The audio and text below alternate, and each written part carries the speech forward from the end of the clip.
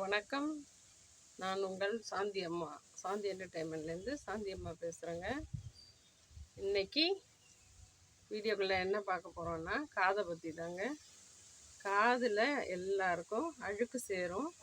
எப்படி நம்ம உடம்பு வந்து டெய்லி குளிக்கிறோமோ அதேமாரி வாரத்தில் ஒரு நாளைக்கு காதை சுத்தம் பண்ணணுங்க. அதுக்கு நம்ம என்ன ஊற்றணுன்னா தேங்காய் எண்ணெய் விடணும் காதில். அதாவது கையில் வந்து கலக்கி வைக்கிற அளவுக்கு ஊற்றிக்கிட்டு கையால் 3 ட்ராப்ஸ் காதுக்குள்ளே விட்டு ஒரு காதை அப்படியே ஒரு 2 நிமிஷம் ஒன்றும் பண்ணாதும், பயப்பட வேண்டாம். இங்கே நல்லா காது அழுக்கு ஊறி இருக்கும். காலையில் குளிக்கும் போது சொட்டு சொட்டாக 3 சொட்டு வச்சுட்டு சாயந்தரமாக என்ன பண்ணுறீங்க, பட்ஸை விட்டு நோண்டி எடுத்திங்கன்னா நமக்கு, அதாவது அடுத்தவங்க பண்ணினாக்கா வலிக்கும், நமக்கு நாமளே இது பண்ணி பட்ஸால் நோண்டி எடுத்துட்டோன்னா வலிக்காதுங்க. அதனால் பயப்பட வேண்டாம். எண்ணெய் வைக்கிறதுனால எந்த தவறும் கிடையாது. தேங்காய் எண்ணெய் வச்சுட்டு நீங்கள் நல்லா பட்ஸால் தோண்டி எடுத்துட்டிங்கன்னா காதில் வந்து கொடக்கு கொடக்குன்னு சவுண்டு. தண்ணி சில பேர் குளிக்கும்போது தண்ணி ஊற்றிடுவாங்க, காதுக்குள்ளே தண்ணி போயிடும். அது தண்ணியும் எடுத்துடலாம், தண்ணியோடு சேர்ந்து அழுக்கும் வந்துடும். அதனால் டெய்லிலாம் குடையக்கூடாதுங்க. டெய்லி குடைஞ்சால் காது வலி வரும். அதனால் வாரத்தில் ஒரு நாளைக்கு சண்டே அன்னைக்கு நீங்கள் லீவு நாளையில் காலையில் எண்ணெயை ஊற்றிட்டு சாயந்தரம் வந்து நல்லா பட்ஸால் நோண்டி எடுத்துட்டிங்கன்னா காதில் உள்ள அழுக்கு போயிடும். நீங்கள் வந்து க்ளீனாக இருக்கும் காது. எல்லோரும் காதை வந்து க்ளீன் பண்ணிக்கோங்க. எப்படி உடம்பு நம்ம க்ளீன் பண்ணுறோமோ அதே மாதிரி காதையும் க்ளீன் பண்ணணும். சில பேர் காதையிலேயே வலிக்குதுன்னு சொல்லிட்டு கையே வைக்காமல் காதில் குனிஞ்சா நிமிந்தா டொடக்குன்னு ஒரு சவுண்டு வரும். காதில் போய் டாக்டர்கிட்ட போய் காமிச்சிட்டு அவர் ஒரு ஸ்ப்ரே அடித்து மருந்தை ஊற்றி 1 மணி நேரம் ஊற வச்சு கொரடு மாதிரி சின்னதாக முள்வாங்கியை வச்சு நோண்டி எடுப்பார். அதுதாங்க நமக்கு வலிக்கும்.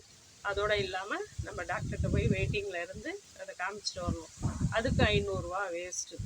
நம்ம இதை வந்து உடம்பு சுத்தம் பண்ணுற மாதிரி காதையும் வாரம் ஒருக்க சுத்தம் பண்ணிகிட்டே இருந்திங்கன்னா எந்த விதமான அழுக்கும் நம்ம காதில் அண்டாது, காதும் அடைப்பு இருக்காது, காது க்ளீனாக கேட்கும்.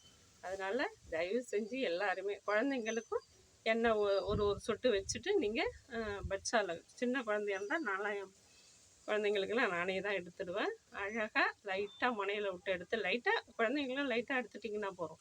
நமக்கு நாம் வலிக்கிற அளவு இல்லாமல் ஓரளவுக்கு மேலால் நம்ம எப்படி டெய்லி எப்படி நம்ம தேய்ச்சி குளிக்கிறோமோ அதே மாதிரி காதையும் லைட்டாக தேய்ச்சி எடுத்துட வேண்டியதாங்க.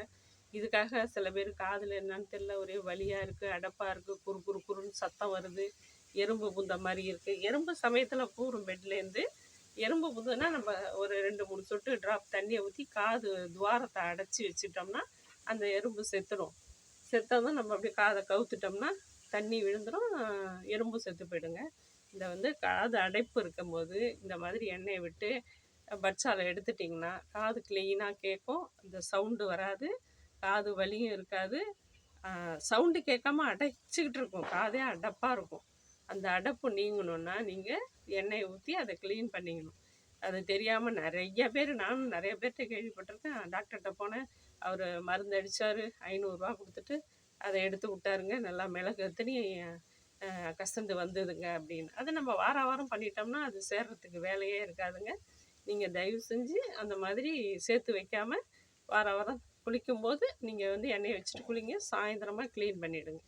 காது க்ளீனாக கேட்கும், க்ளீனாக இருக்கும். அதனால் எந்த ஒரு பாதிப்பும் வராது.